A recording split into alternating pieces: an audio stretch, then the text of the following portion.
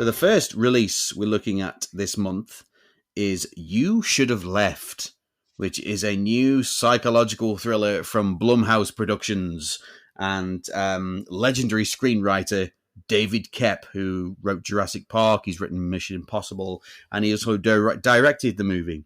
And it stars Kevin Bacon and Amanda Seyfried as a couple who rent a lovely house in the Welsh countryside. But wouldn't you know, it's a bit haunted. Oh, God. Anyway, so we've both watched this, haven't we, Benj? And it's like, it's the first film I've seen where the title of the film is actually an instruction. So if this film came out in cinemas, which it didn't, it skipped cinemas due to the pandemic. But if it was in cinemas, I think, yeah, this title is basically telling the audience what they should do about 30 minutes in. It's not great, is it, Ben? It's like when the film first started, I was thinking, hang on, how is Kevin Bacon married to Amanda Seyfried? Because he must be in his late 50s, Kev now, and she's in her 30s or something. I was thinking, yeah, the age gap's a bit too big here. It sort of reminds me of Tom Cruise. Like, he seems like, even though Tom Cruise doesn't seem to age, thanks to Scientology, possibly, even though he doesn't seem to age, he's like, the older he gets, the younger his leading ladies get. And it reminds me of a quote from City Slickers when Billy Crystal says to Bruno Kirby, says, have you noticed how the older you get, the younger your girlfriends get? Soon you'll be dating sperm. Well, I thought it was something like that. But it turns out, I thought it was like a Hollywood thing where it was like, oh, fuck it, we're just going to stick our leading man with a really younger leading lady. But it actually turns out to be, it's a significant part of the plot that this couple have got a significant age gap between them. Just like, oh, that's okay then. So what's the story? Well, I don't know. I've seen the movie and I couldn't really tell you. It's basically Kevin Bacon plays Theo. He's a banker with a sort of murky, sordid past, and he's punching way above his weight. He's married to Amanda Seyfried's Susanna, who is his much younger actress wife. And this is a couple with a few issues. Like, Theo has severe jealousy and anger issues, which he's always trying to sort of keep in check by, writing a journal and writing his feelings down in a journal. And he has but there seems to be real resentments between the couple that just don't ever get talked about.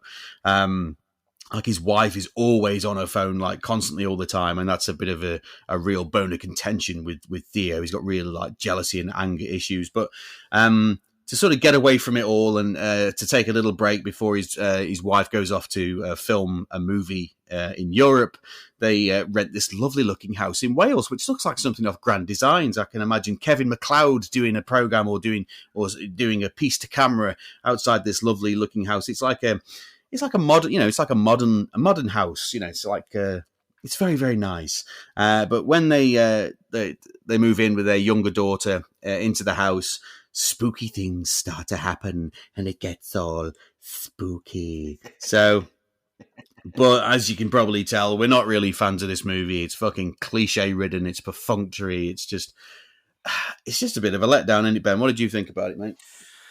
Well, I always say this. I go into like a film's called sometimes. I didn't look it up what it was about. I knew it was about like a haunted house. Well, I won't look too much into it. I'll just go into it cold. And I thought I'd set off quite well. It was quite promising because I like Kevin Bacon, and I like Amanda Seyfried. I always have. I think Anna Seyfried. Sorry, I think they're both really good. And I bought into the age gap. Because obviously it feeds his neurosis about it, and obviously it turns out he's right that she is having an affair with someone behind. Spoilers. So I like both of them. I like Piers Morgan as a little girl. I thought he was really good. But you're right. It's just crap, isn't it?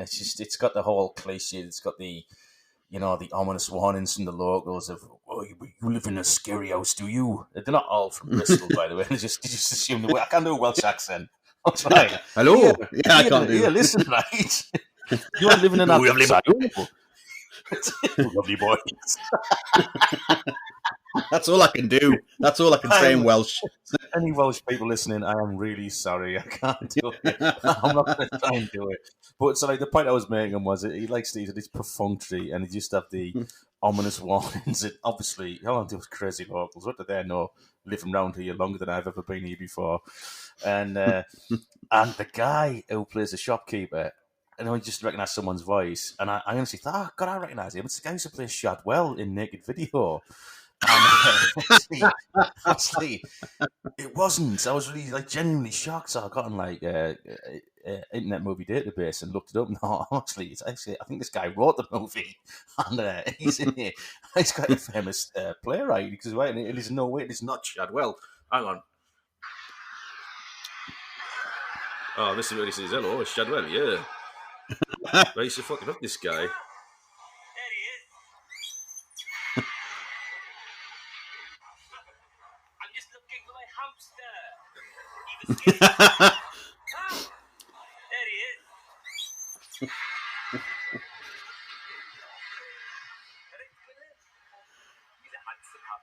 They used to do.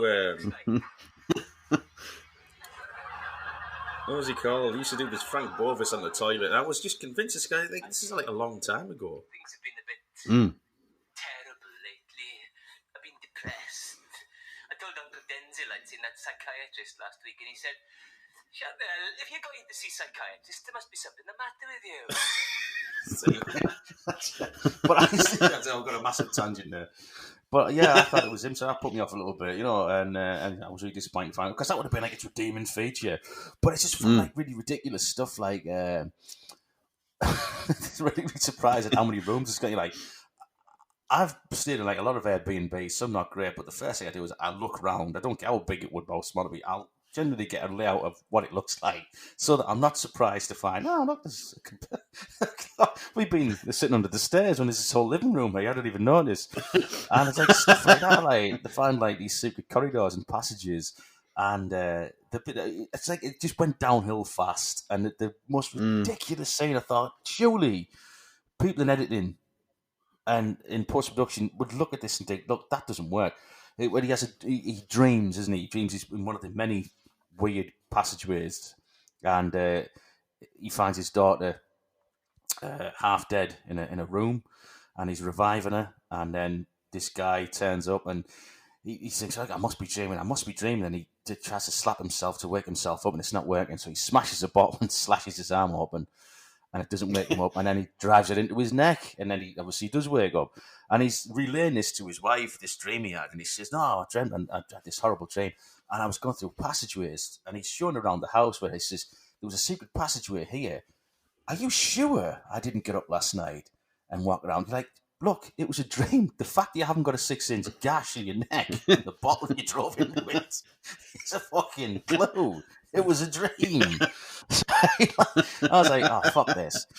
And I tell you what it came across as. It came across as like an overlong episode of the Hammer House of Horror. Like, you're right, I like you, I sort of twigged the twist. And Anna Seyfried basically gives the plot away when she says, and it could be a spoiler if you don't want to see it, but it's shit, so don't go and see it. What am I? How long do I have to stay in purgatory? And it's about just look at the camera and wink. Do you know what I mean? Yeah. How long do I have to stay in purgatory? Theo? And then it turns out that the shopkeeper's the fountain of all knowledge about the house, and some people never leave and don't deserve to. Oh, and that's clever. Oh, lovely. Yeah, well, that's pretty. What's that do then? We're being very offensive right now. Yeah. Oh, sorry. That's clever. So it's nothing you haven't seen before, and it's a terrible, terrible choice of title. Don't call it. I might as well just call it Bag of Shit. Yeah. Exactly. Shit. Kevin Bacon's real name, by the way, is Kevin Sausage. He changed it because there was another actor called Kevin Sausage, and he decided to choose a name, Kevin Bacon. And it's must have taken him ages to come up with that one. Well, I think it was going to be Kevin Black Pudding for a bit, because he thought a double-barreled name makes him sound a bit up himself, so he was going to just Kevin Sausage sounds a bit more down to earth, or Kevin Scrambled Eggs. Oh, what is it, Kevin? Oh, yeah, it's another thing, a double-barreled name, Kevin Hash Browns. That's nice, making me hungry. So yeah, it should have been called. It should be called. Really, you should watch something else. That's our tip. And there's a few creepy moments. There's a few creepy moments in there, but not very many. There's a few creepy moments involving like Polaroid photos, but it's just it's just boring, and it's just there's only so many times that he's wandering around this labyrinthine house. It's just boring. And you're right, when Amanda Seyfried's character says, something about purgatory, it's just like, it always reminds me of Jaws with, damn it, Martin, you can't mess around with these tanks, they're gonna blow up. It just reminds me of that in Jaws. Damn it, Martin. You put this tank in a shark's mouth and shoot at it with a high-powered rifle while sinking in it. It's gonna blow up. Like that. Exactly. Yeah. Oh yeah, that won't happen. And there's a few creepy moments, but it's just really predictable. Like there's a scene where Kevin Bacon and his daughter decide to leave the house and sort of just walk into town. And as they're sort of leaving the house, like, Daddy, there's somebody in the house. There's somebody in the window. It's like, yeah, it's Kevin Bacon. It's just, you can just tell it's Kevin Bacon.